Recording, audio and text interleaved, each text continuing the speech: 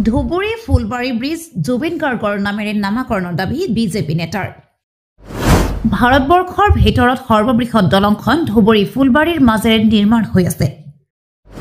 ধুবুৰী ফুলবাৰী দলঙৰ কাম পূৰ্ণগতিত চলি আছে সম্পূৰ্ণ হোৱাৰ দিশত। এই দলংখনৰ মুঠ দৈৰ্ঘ্য 19.3 কিলোমিটাৰ। জুবিন গাৰ্গৰ নামেৰে নামাকৰণ কৰিবলৈ দাবী জনাই বিজেপিৰ যুৱ নেতা আমানুৰ উদ্দিন আহমেদে।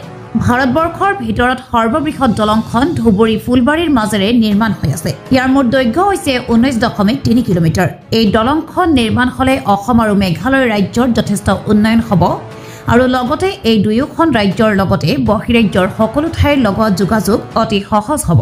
ইয়াৰ ফলত দেশৰ অৰ্থনৈতিক অৱস্থা যথেষ্ট উন্নয়ন হ'ব বুলি বিজেপিৰ যুৱ নেতাজনে মন্তব্য কৰে।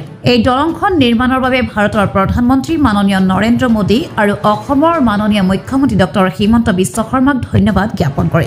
এই দলংখনৰ নাম জুবিন গাৰ্গ সেতু নামেৰে নামাকৰণ কৰিবলৈ চৰকাৰৰ ওচৰত দাবী জনায়। উল্লেখ্য যে এই দলংখনৰ কাম ইতিমধ্যে 70% হৈছে বুলি জানিব পৰা গৈছে আৰু অহা 2027 চনৰ ভিতৰত এই দলংখনৰ কাম সম্পূৰ্ণ হ'ব বুলি জানিব পৰা গৈছে। News desk report N8 Assam. L&T company কৰি আছে। এই L&T কোম্পানীক আমি ধন্যবাদ জনাইছোঁ। দ্ৰুতগতিত কাম চলি আছে, কাম ভালে চলি আছে। আমি আশা কৰিছোঁ 2027 চনত সম্পূৰ্ণ হ'ব এই L&T ব্ৰিজখন। ফুলবাৰী টু ধুবুৰী যি L&T ব্ৰিজৰ কাম চলি আছে, এই ব্ৰিজ আমি হিয়াৰ আমঠু জুবিন গাৰ্গৰ নামেৰে নামাকৰণ জুবিন হেতু নামাকৰণ কৰাৰ কাৰণে আমি অসম চৰকাৰক মানে আহ্বান জনাইছোঁ, দাবী জনাইছোঁ। আৰু আমাৰ এই ব্ৰিজত অহা যোৱাৰ ক্ষেত্ৰত পুৰা নৰ্থ ইষ্টৰ ৰাইজৰ সুবিধা হ'ব, ইয়াত বাণিজ্যিক ক্ষেত্ৰত সুবিধা হ'ব।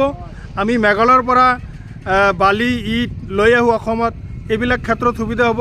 আকৌ আমি কলকাতাৰ পৰা বহুত মানে ব্যৱসায়ীৰ ক্ষেত্ৰত কাপোৰ বহুত সামগ্ৰী লৈ আহিব লগা হয়, এইবিলাক ক্ষেত্ৰত আমাৰ ৰাইজৰ উপকৃত হ'ব।